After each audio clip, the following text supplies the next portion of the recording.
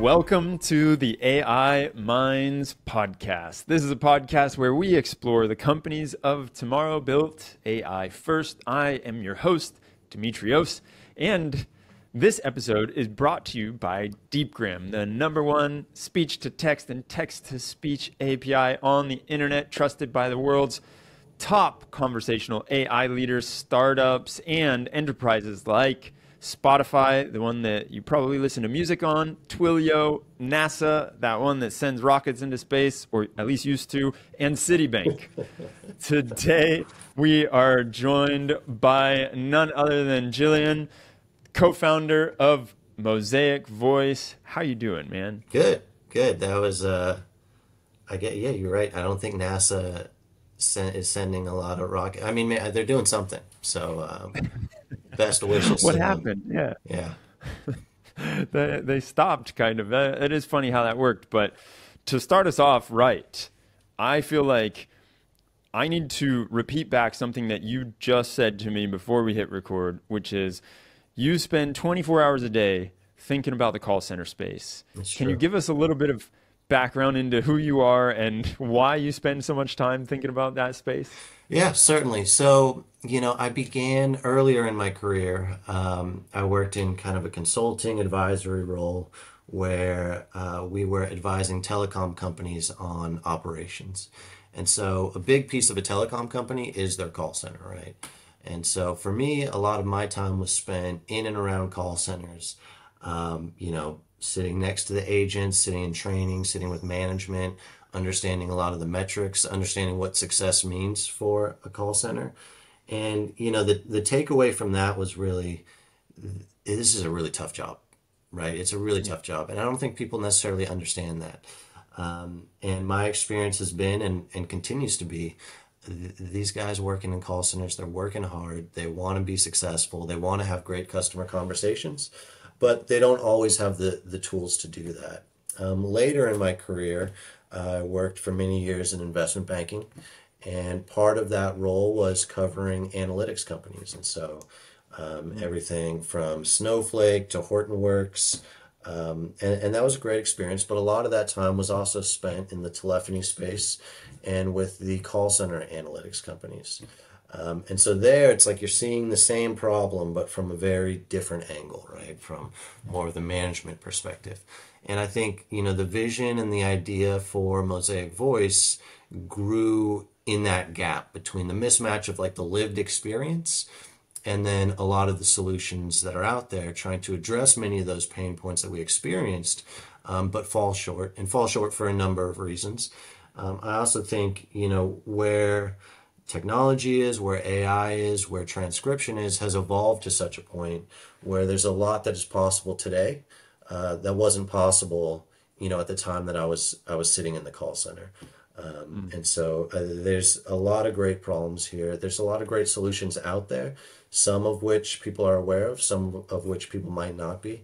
But at MosaicVoice, we're excited to really, we think, be making a difference in the lives of these agents, in the performance of these call centers, and ultimately in outcomes of our customers of the call centers themselves. And it's exciting.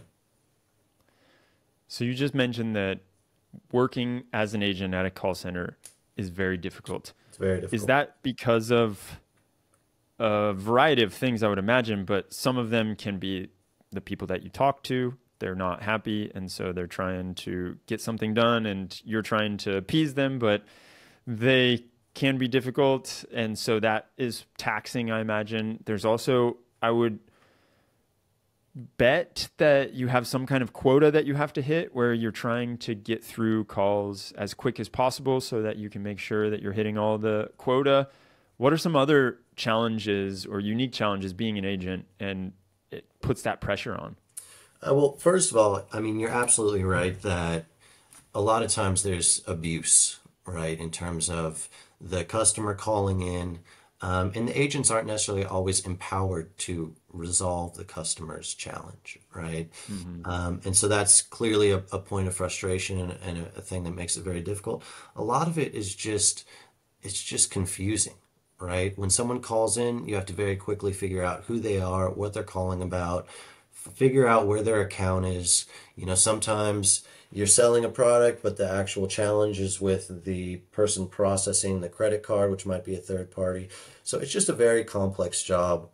Generally, these agents have 5 different windows open on their screen. As you said, it's not necessarily that they're trying to rush through these calls, but the number one driver of customer satisfaction is often handle time. And so the goal is always, how can we reduce handle time without compromising the quality of the conversation? In some instances, there are quotas where they're expected to, in outbound sales calls, either book a certain number of meetings, move a certain amount of product. And so a lot of this is done in kind of a high pressure environment. There's been a number of studies done around this, a lot of it showing that, mental health in the call center is not great. Also studies that have shown that, if one agent starts to underperform, the agents sitting, in proximity to that agent also start to underperform. And so you get these effects where, the weakest link kind of undermines the performance of the rest of the team. And, these are also very cost-conscious organizations. And so there's always an element of, how can we get the most performance out of this team, and invest where we're going to see return, but also be cognizant that, every dollar counts. And there's a huge amount of just data that comes out of call center, both in terms of the calls themselves, but also in terms of the operations. They're constantly looking to optimize. And, when you're the item that's being optimized, that can be stressful. Yeah.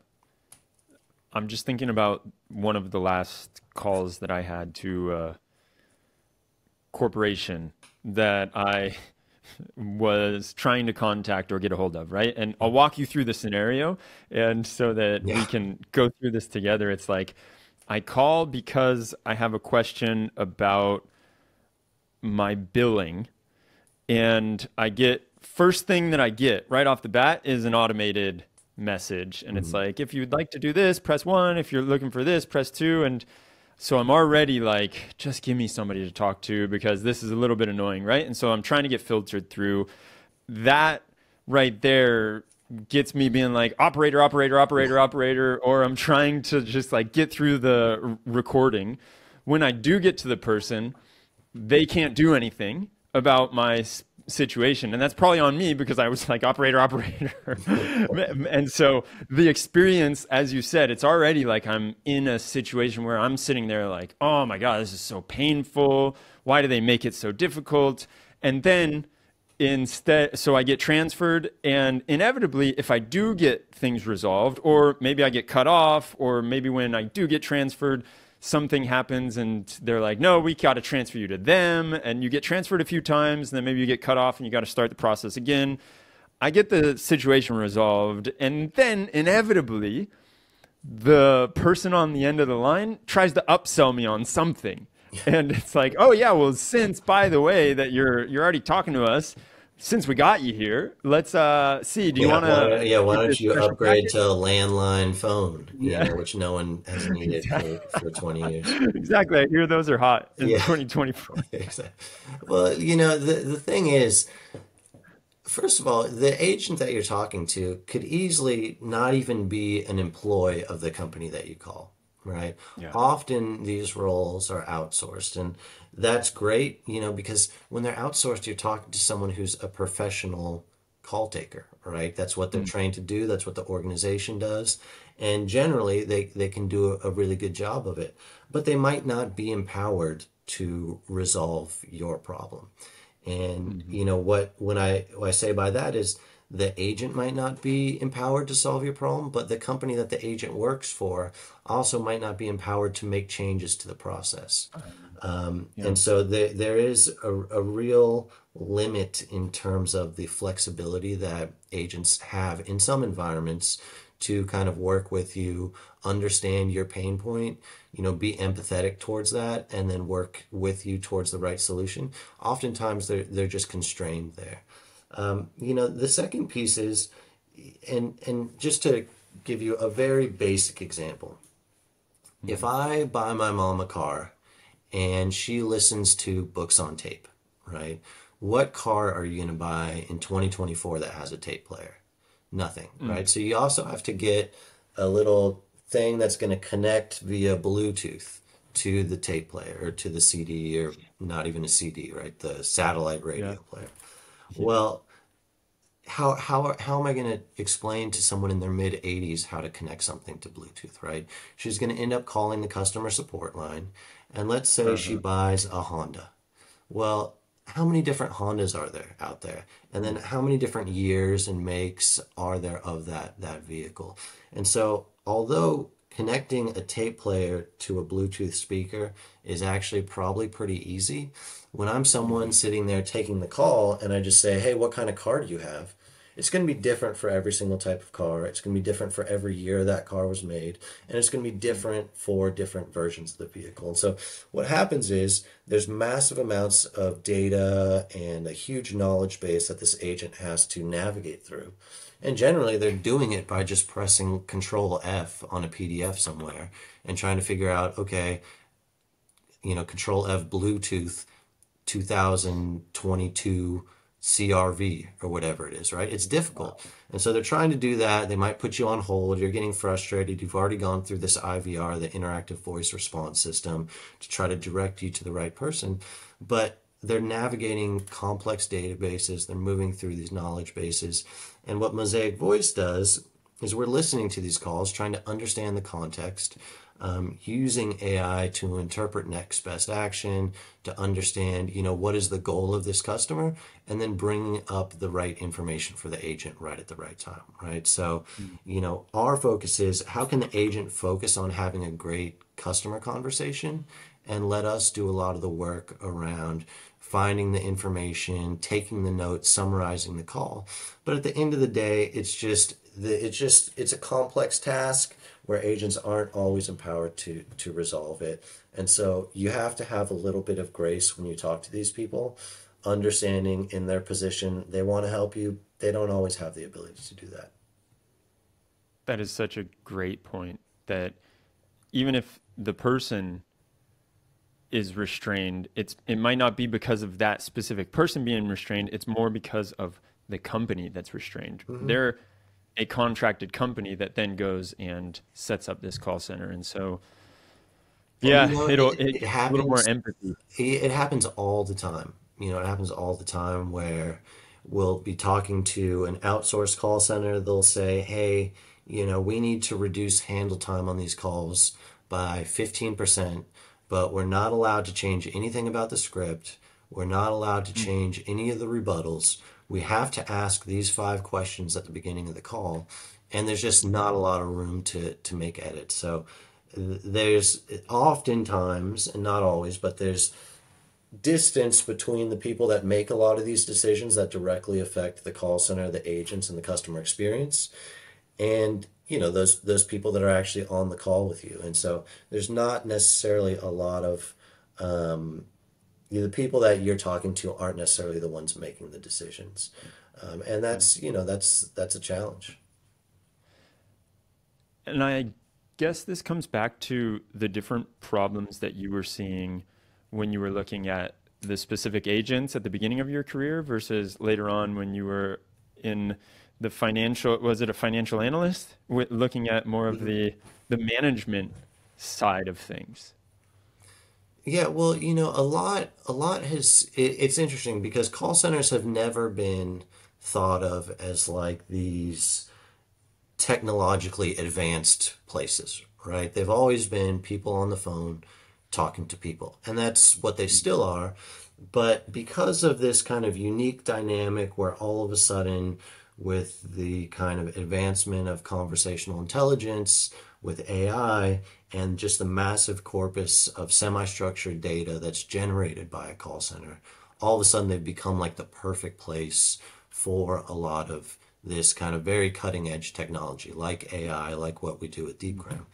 Um, when I was first working with these call centers 15 years ago, that didn't exist. And a lot of the tools that were developed in that era were developed in an architecture that accommodated the capabilities of that time, right? So things like real-time processing, transcribing in real time in the browser isn't possible because the architecture was designed such that any call recording is sent to a server, it's processed after the call's over, analytics are extracted from that transcript. Those are then kind of pushed to some reporting tool, and you get this very delayed kind of workflow. Now, it's different. It's a different era, and for the first time, we're able to transcribe in real time accurately, and also at a price point that allows us to transcribe tens of thousands, hundreds of thousands of calls every day, right? Whereas historically that would have been cost prohibitive and the quality would not have been there. And so, as that has evolved, you see this bifurcation in terms of the types of solutions that exist. Solutions that were developed prior to these real-time capabilities, and then solutions that were developed with that ability in mind. And what's different about MosaicVoice and many of our peers is that because we were developed in a world where these capabilities existed, the architecture that we use, a lot of the compute sits in the browser. It's designed to be quick. It's designed for real time.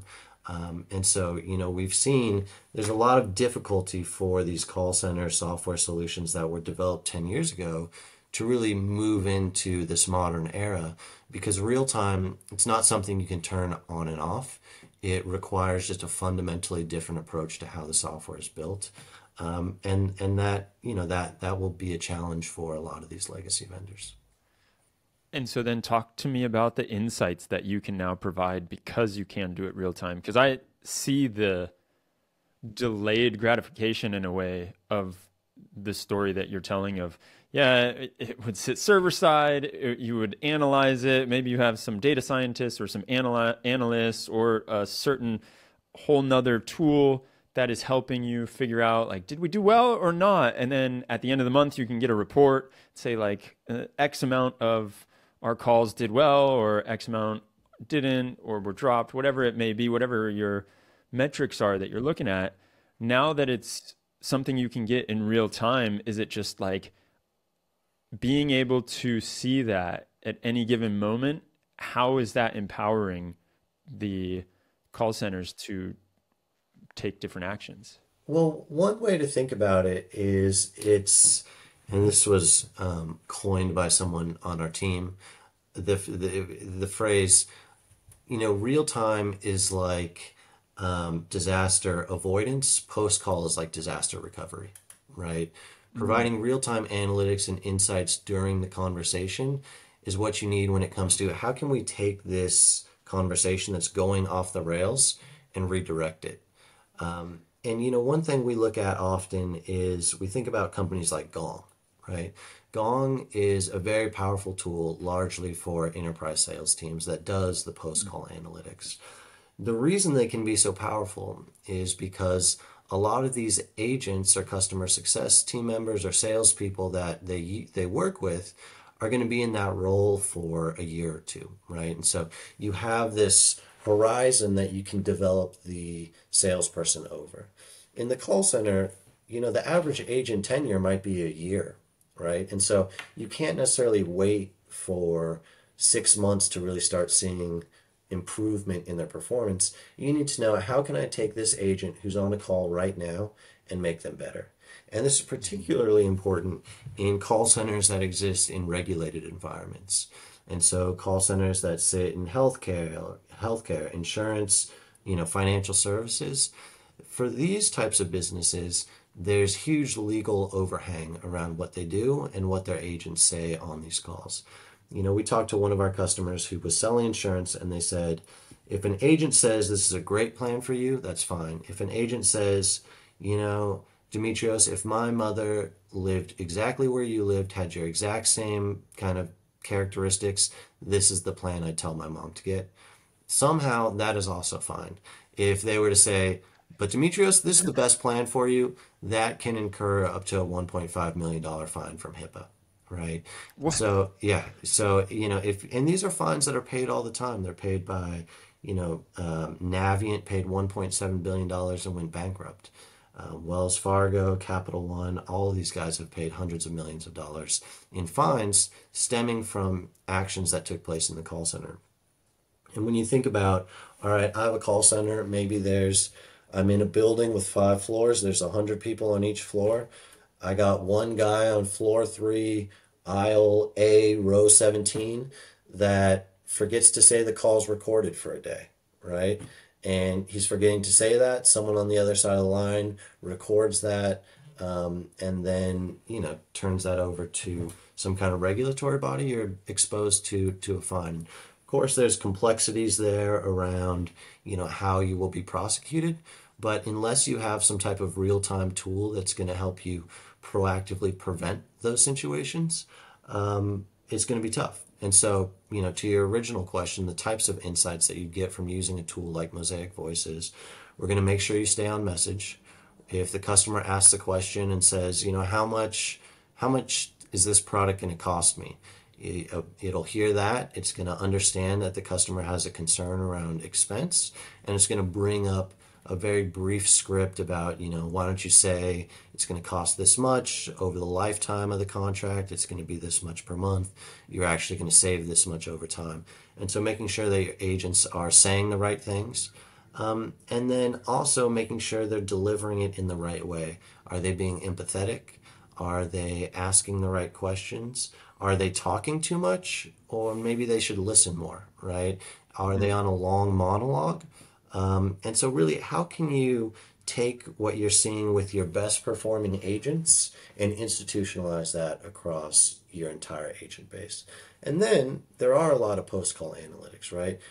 Every call center has a scorecard for their calls. You're supposed to say this, you're supposed to say this. We use AI to automate that. And then you can extract insights from that data and then take those insights and push them back into the real-time guidance. And so you get this system where you're constantly learning from the calls and then pushing those learnings out to the agents, seeing where the improvements are, and it's just a constant kind of, how can we make these calls better? And ultimately, how can we also build more rapport, elevate the role of the agent from an agent to more of an empathetic partner on the conversation? And it all comes back to, how can we make this simple? How can we have great customer conversations? How can we make sure our agents are compliant? How can we make sure the managers have the tools they need to understand that a lot of their agents are doing a great job? How can we use QA not just to reprimand people, but to highlight great performances? And I think Mosaic Voice, sitting at the center of all that conversational data, positions us well to provide a lot of that value.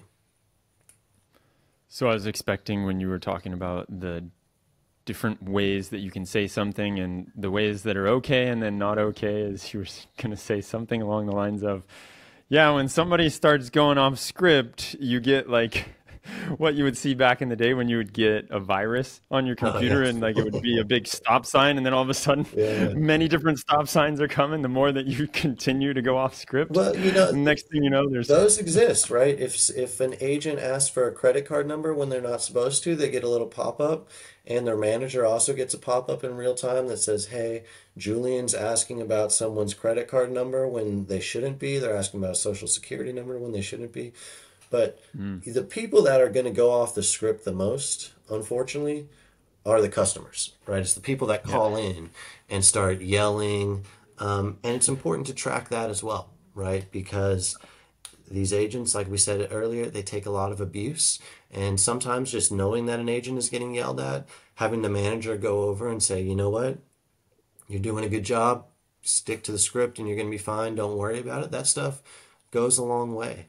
A kind of less fun example that we had recently was one of our customers is a very large university, and they have several hundred people that work in a call center that deal with applicants, students, financial services, etc. And over the weekend, someone had called and, placed a bomb threat at the school, right? Now, because of the way Mosaic Voice is structured, we see that, and in real time, we give the agent the appropriate response to say to this person. We also escalate that directly to their manager, and because of the severity of the item, directly to leadership. And so, this is a process where leadership has now been made aware of this threat, literally within seconds of it taking place. 10 levels below them with one agent across this pool of several hundred. Mm. And so, these can be powerful in ways, these tools can be powerful in ways that maybe we don't expect at first, but ultimately can make a big difference. So there is something here where it is almost like the insight machine that you've created. And I've heard a lot of people talk about action machines. And so it's almost like you've said, we're going to graduate up this important information to whoever needs it as soon as they need it. But we're not going to try and get our system to actually be the one that takes action. We just want to give the information. We don't want to be the one that instantly calls the police also. Mm. How do you think about that, like augmentation versus just totally getting the human out of it? Yeah, certainly. MosaicVoice is a tool to empower agents, to empower the human being that is an agent, right? We're not a tool that aims to replace them. We're a tool that aims to let them do the parts of their job that they're going to be great at, which is talking to customers, building rapport, and let us take notes. Let us summarize the call. Let us update the CRM. But we believe in the power of the agent. Now, that's not to say that in the future that some agents won't be replaced by, AI-powered software, because we already see that happening in certain verticals. And those tools have also demonstrated that they do a great job with certain types of calls. But, when you're calling to talk to someone, in the insurance space about a medical problem, when you're calling to talk to the university about, something related to your education, when you're talking to someone in the financial services space, a lot of these conversations deal with very personal items that need to be understood, and they also need to be understood correctly. In a lot of the types of customers that we serve, there isn't room for error, right? If someone's standing on the side of the freeway, their car broke down, it's the middle of the night, and they need support, you need to make sure that you're going to be able to get that to them in an expeditious way, without having to frustrate them by having them repeat themselves or, hang up and call back. And so there's certainly, without question, a place for these agent replacement tools. But I think when we think about the promise of AI and promise of AI in the call center, we haven't gotten to kind of what has necessarily been marketed to people, which is, don't worry about it, a robot's going to take all your calls and it's going to be great. We've gotten to a place where, listen, AI can do a good job with certain types of conversations, just like chatbots did a great job with certain types of conversations. But if you look historically, there's more call center agents now than there were when chatbots were first developed, right? What role have chatbots played? They've resolved some of the simple questions, and they've pushed the more complex questions onto the agents. And now when the agent answers the call, because someone's already talked to the chatbot, they're already frustrated, it's only made the stakes of the conversations that the agents take higher. And in those environments, the agents need as much information at their fingertips as possible. And that's what MosaicVoice does. So in these times of very sensitive or very important conversations, it feels like, the stakes are really high, and you want to talk to somebody. You definitely, until AI, we see like a gigantic shift in the capabilities of the AI voice bots. If I'm talking about money stuff, and like, especially if it's like, hey, where did this money go? I do not want to talk to a computer at all. I want that empathy that you're talking about. Like, I want to be able to connect with the person, and really, I'll probably ask the same question 3 different ways to make sure that I understand and make sure that things are super clear. And that's exactly right. And it's not to say you're not someone that's eager to adopt technology. It's, I think one thing for us has always been, how can we use AI in a way that's going to add real value to our customers and focus on the value that we're trying to add, less so the technology that we use to get there. And we do use a ton of AI. We use, call summaries. We use sentiment. We use topic and intent detection.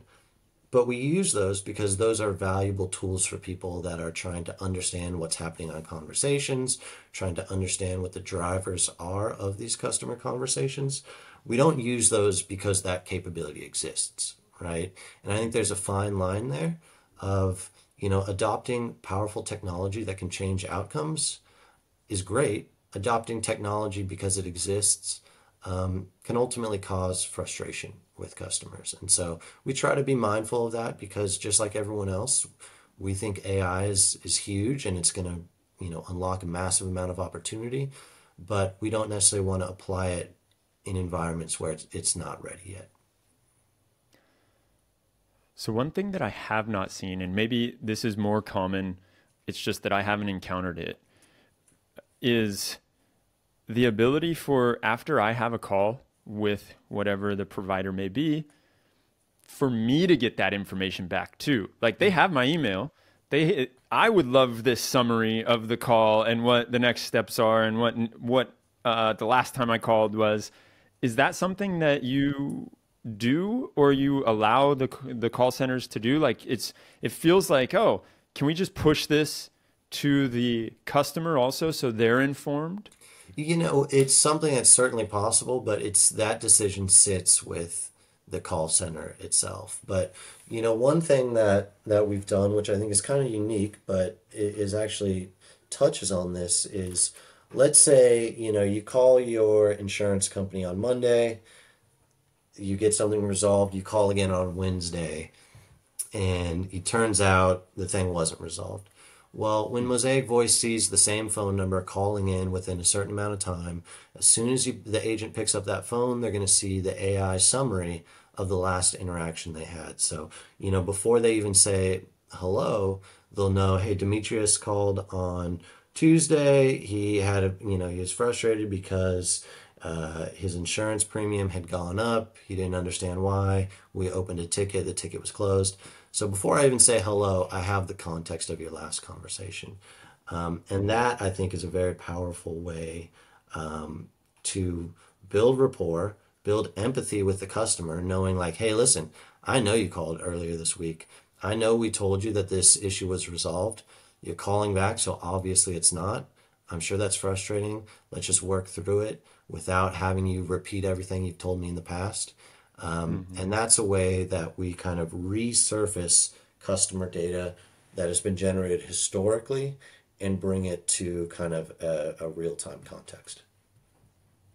Yeah, that's very helpful. Again, it really feels like, and I like the way that you put it, where you said, we're trying to make the customer experience top-notch, and whatever technology or whatever ways and means that we can make the customer experience better, we want to have that happen. So we're empowering the call centers with everything that they need, whether that's AI or it's just call recording or might be some old school tech or not even tech at all, low tech, whatever you want to call it, but just making it easier for them to make that end user happy. Exactly. I mean, it's not like our friends NASA, right? We're not, the goal isn't, pioneering a new type of conversation. It's taking what these guys are doing every day and what can we do to make it better, right? And I think sometimes some of the companies in our space kind of get confused and think of it differently. And I think oftentimes, customer or companies or vendors that, sit in, the Bay Area or in Austin or in one of these tech hubs can be a bit out of touch with the actual pain points of these call centers. Call centers, they don't care about technology. They care about conversations. They're less concerned if it's AI versus some rule-based logic versus something that's just written and pops up on the screen, right? They just want to have good conversations and they don't care what it is that gets them there. And so I think, like I said, our approach has always been, how can we add value with whatever tool it takes? Excellent. Well, this has been a fascinating conversation. I really appreciate you coming on here and schooling me a bit about the call centers and also getting to dive into what is obviously your passion. Well, thank you. Thank you for having me. And I would just leave everyone by saying, have, patience the next time you're on hold at the call center. Know that these guys are working hard, and it's a difficult job. They really want to help, and they're doing their best. They don't have the tools, so please be kind. But thank you so much for having me. I'm going to try and strike up a conversation with the next call center agent that I talk to, hopefully with the intent of brightening up their day and helping them have a good day or a It will little go a ray of long way. sunshine. It will go a long way. Excellent. Thanks for doing this. Awesome. Thank you.